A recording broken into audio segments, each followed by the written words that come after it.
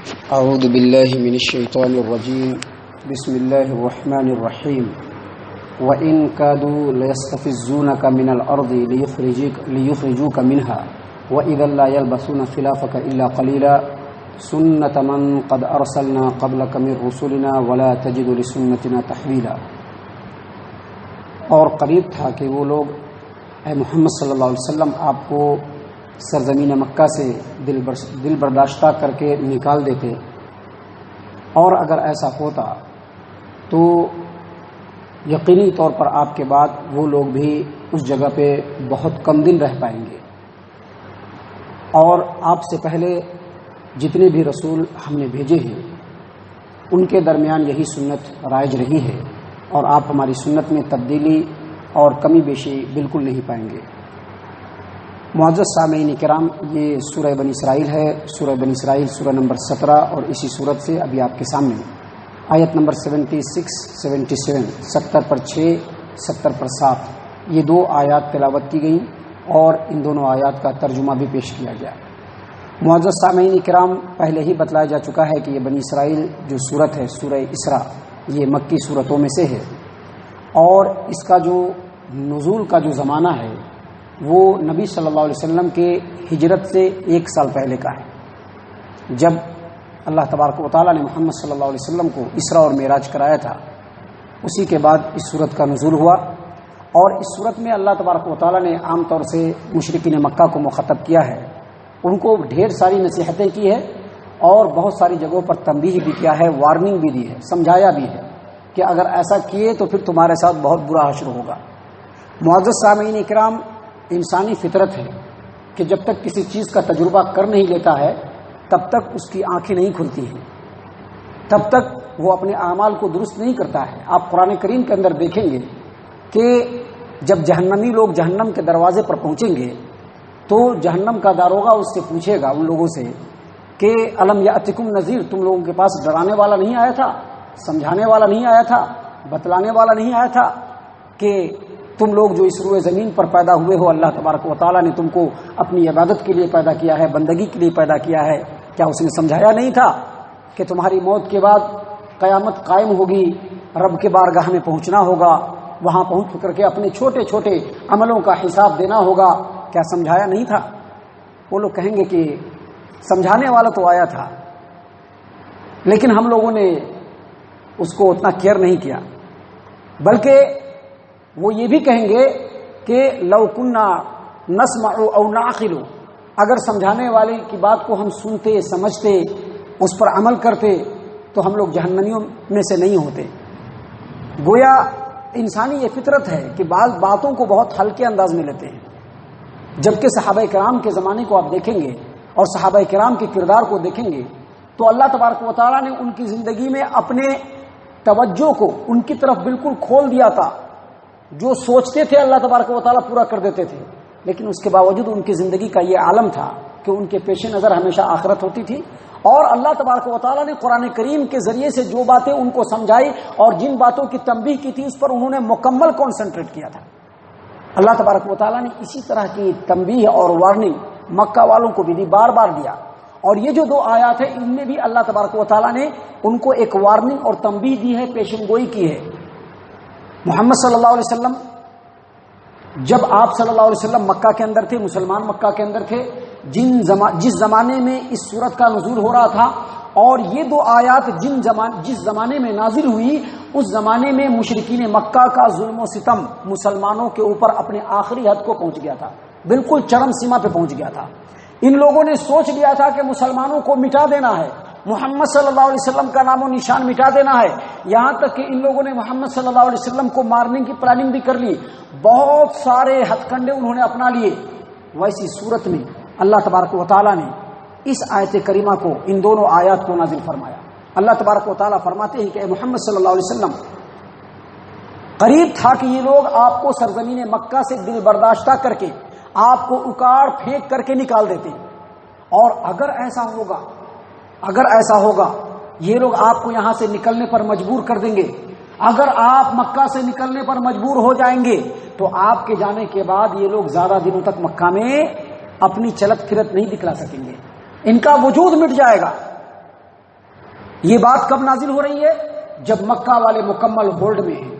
مسلمانوں کے اوپر ظلم و ستم کی چکی کو انہوں نے بالکل تیزی سے چلا رکھا ہے، اللہ کے رسول صلی اللہ علیہ وسلم کی زندگی کو دشوار کرنا چاہتے ہیں۔ ایسی صورت میں ان لوگوں کے سامنے اس آیت کریمہ کا نزول دراصل ایک تنبیہ، ایک پیشن گوئی تھی، جس کو سمجھ لینا تھا، سمجھنے کے بعد اپنے حالات کو درست کر لینا تھا۔ لیکن مکہ والے اپنی طاقت کے نشے میں چور ہو کر کے ان باتوں پر توجہ نہیں کیا، اور اس آیت کریمہ کے نازل ہونے کے 1 سال کے بعد محمد صلی اللہ علیہ وسلم کو مجبور کر دیا، مجبور کر کے مکہ سے مدینہ ہجرت کرنے پر ان کو مجبور کر دیا۔ آپ صلی اللہ علیہ وسلم مکہ سے نکلے، مدینہ پہنچ گئے، لیکن اللہ تبارک و تعالیٰ نے پیشن گوئی کی تھی، وارننگ دی تھی۔ آپ صلی اللہ علیہ وسلم کے مکہ سے مدینہ جانے کے ٹھیک 1.5 سال کے بعد، بغیر کسی پروگرام کے، بغیر کسی پلاننگ کے، اللہ تبارک و تعالیٰ نے مکہ والوں کو بھی اور مسلمانوں کو بھی بدر کے میدان میں جمع کر دیا۔ مسلمانوں کی تعداد 313، جبکہ مکہ والوں کی تعداد کتنی تھی؟ 1000۔ لیکن اس کے باوجود انہی کے ہاتھوں سے اللہ تبارک و تعالیٰ نے ان کو پٹوایا اور یہ بتلا دیا کہ اب وقت بہت قریب ہے کہ مکہ سے تم لوگوں کا نام و نشان مٹنے والا ہے، بلکہ پورے جزیرۃ العرب سے تمہارا نام و نشان مٹنے والا ہے۔ محمد صلی اللہ علیہ وسلم مکہ سے مدینہ ہجرت کیے، اور ہجرت کرنے کے بعد 8 سال کا صرف موقع گیا، 8 سال کا وقفہ ختم ہوا۔ اللہ تبارک و تعالیٰ نے انہی لوگوں کو جو اپنی طاقت کے نشے میں چور ہو کر کے مسلمانوں کو اپنے گھٹنوں پر جھکا دینا چاہتے تھے، انہی کے رحم و کرم پر ان مکہ والوں کو کر دیا۔ مکہ فتح ہوا، اللہ کے رسول صلی اللہ علیہ وسلم فاتحانہ انداز میں مکہ کے اندر داخل ہوئے۔ اللہ کے رسول صلی اللہ علیہ وسلم کے ساتھ صحابہ کرام کا ایک بڑا قافلہ تھا، اور سب اللہ کے رسول صلی اللہ علیہ وسلم کے ایک اشارے پر اپنے تلوار کو میان سے نکال کر اپنے دشمنوں کو ان کے انجام تک پہنچانے کے لیے تیار تھے۔ اور سارے کے سارے مکہ والے جو محمد صلی اللہ علیہ وسلم کے خلاف سازشیں کرنے والے، مسلمانوں پر ظلم و ستم کرنے والے، اللہ کے رسول صلی اللہ علیہ وسلم کو مارنے کی پلاننگ کرنے والے، یہ تمام کے تمام مسلمانوں کے رحم و کرم کے التجا کے اوپر بالکل قائم تھے، اور آپ صلی اللہ علیہ وسلم سے التجا کر رہے تھے کہ ہمیں معاف کر دیجیے۔ اس میں سے بہت سارے لوگ مسلمان ہو گئے، اور اس کے چند ہی سالوں کے بعد پورا کا پورا عرب جو تھا وہ شرک اور کفر کی نجاست سے بالکل پاک ہو گیا۔ اللہ تعالیٰ نے اسی بات کو یہاں پر بیان کیا کہ اے محمد صلی اللہ علیہ وسلم قریب ہے کہ یہ لوگ سرزمین مکہ سے آپ کو دل برداشتہ کر کے نکال دیں گے، لیکن اگر ایسا ہوگا تو آپ کے بعد یہ لوگ بھی زیادہ دنوں تک مکہ میں رہ نہیں پائیں گے۔ محمد صلی اللہ علیہ وسلم کے اوپر جو آیت کریمہ نازل ہوئی ہے، ان میں سے جو اگلی آیت ابھی آپ کے سامنے پڑھی گئی، اس میں اللہ تبارک و تعالیٰ نے ایک بہت ہی اہم ترین بات بتلائی سنت من قد ارسلنا قبلک من رسولنا ولا تجد لسنتنا تحویلا۔ اے محمد صلی اللہ علیہ وسلم، آپ سے پہلے جتنے بھی رسولوں کو ہم نے بھیجا ہے ان میں یہی سنت جاری رہی۔ سنت کیا جاری رہی؟ کہ جب تک اس قوم کے اندر نبی تھا، اللہ تبارک و تعالیٰ نے اس قوم کو عذاب نہیں دیا، چاہے وہ جتنا بھی سرکشی کیوں نہ کر لے۔ لیکن جب اس قوم کے اوپر عذاب مقدر ہو گیا تو یا تو اللہ تبارک و تعالیٰ نے اپنے نبی کو وہاں سے نکال لیا، یا پھر ہجرت کرنے کا حکم دیا، اور جب نبی وہاں سے چلے گئے تو اس قوم کے اوپر اللہ تبارک و تعالیٰ کا عذاب آیا۔ اور عذاب 2 طریقے سے آتا ہے۔ اللہ تبارک و تعالیٰ کا عذاب جب کسی قوم پہ آتا ہے تو 2 طریقے سے آتا ہے، بہت غور و فکر کی بات ہے۔ پہلا عذاب اس طرح سے آتا ہے کہ اللہ تبارک و تعالیٰ ڈائریکٹ اس قوم کے اوپر عذاب بھیجتا ہے اور پورے قوم کو ملیا میٹ کر دیتا ہے۔ ایک صورت یہ ہوتی ہے، اور دوسری صورت یہ ہوتی ہے کہ کوئی قوم اگر اللہ تبارک و تعالیٰ کے خلاف نافرمانی اور سرکشی پہ آمادہ ہوتی ہے اور سامنے والے قوم کو ستاتی ہے، اس کو مظلوم بناتی ہے اور سامنے والے قوم کو بالکل مٹا دینا چاہتی ہے، تو اللہ تبارک و تعالیٰ وہاں سے اس قوم کو پیچھے کرتا ہے اور پھر اسی قوم کے ذریعے سے اس کو پٹواتا ہے۔ جس کو ہجرت کرنے پر مجبور کیا اسی قوم سے پٹواتا ہے، اور اگر ایسا نہیں ہوتا ہے تو دوسری قوم سے پٹواتا ہے اللہ تبارک و تعالیٰ۔ اللہ تبارک و تعالیٰ نے کہا کہ یہ اللہ کی سنت ہے۔ اللہ نے فرمایا قرآن کریم کے اندر وَمَا كَانَ اللَّهُ لِيُعَذِّبَهُمْ وَأَنْتَ فِيهِمْ، اے محمد صلی اللہ علیہ وسلم جب تک آپ ان لوگوں میں رہیں گے عذاب نہیں دیں گے ہم ان کو، اس قوم کو، لیکن آپ کے جانے کے بعد عذاب ضرور دیا جائے گا۔ مکہ والے اللہ کے رسول صلی اللہ علیہ وسلم کو ہجرت کرنے پر مجبور کیے، مکہ والوں کو مسلمانوں کے ذریعے سے ہی پٹوایا گیا، اور آج کے اس ڈیٹ میں مسلمان اللہ تبارک و تعالیٰ کے حکموں کی مخالفت پر کمر بستہ ہے تو اللہ تبارک و تعالیٰ غیروں سے پٹوا بھی رہا ہے، ستا بھی رہا ہے۔ طرح طرح کی پریشانیاں ہیں، دلوں میں خوف ہے، ڈر ہے کہ کہیں ایسا نہ ہو کہ یہ ہو جائے تو مسلمانوں کا بہت برا حال ہوگا، کہیں ایسا نہ ہو کہ فلاں پارٹی برسر اقتدار آ گئی تو اسلام کا نام و نشان مٹ جائے گا. اسلام کا تو نام و نشان میں نہیں مٹے گا. اور مسلمان بھی رہیں گے لیکن ہم نہیں رہیں گے. ہم نہیں رہیں گے کیونکہ ہمارا جو چلن ہے، ہمارا جو کردار ہے، اگر ہم اپنے کردار کا اپنے آئینے میں جائزہ لیں گے تو ہم اپنے دن بھر میں، اپنے ہفتوں میں، اپنے مہینوں میں، اپنے سال میں شاید 5% اللہ تبارک و تعالیٰ کی فرما برداری کر رہے ہیں. 95% ہم لوگ نافرمانی کر رہے ہیں. اور یہی وجہ سے ہمارے اوپر یہ معاملہ ہے، یہ دستور ہے،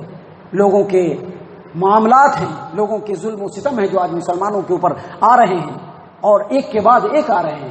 اللہ تبارک و تعالیٰ سے دعا ہے کہ اللہ تبارک و تعالیٰ ہم تمام کو ان آیات کے اوپر غور و فکر اور تدبر کرنے کی توفیق عنایت فرمائے. ہم تمام کو صحیح معنوں میں مومن اور مسلمان بنائے، نبی اکرم صلی اللہ علیہ وسلم کی پیروی کرنے والا بنائے، اللہ تبارک و تعالیٰ کا بندہ بنا کر کے اس روئے زمین پر رکھے. اللہ تبارک و تعالیٰ موت دے تو توحید اور ایمان پر موت دے اور مرنے کے بعد مومنین کے صف میں شامل فرمائے، جنت الفردوس میں جگہ عطا فرمائے. اے اللہ ہم تمام کو جہنم سے پناہ دے. اے رب العالمین ہم تمام کو جہنم سے پناہ دے. اے مالک الملک ہم تمام کو جہنم سے پناہ دے. آمین یا رب العالمین. وما علینا الا البلاغ المبین.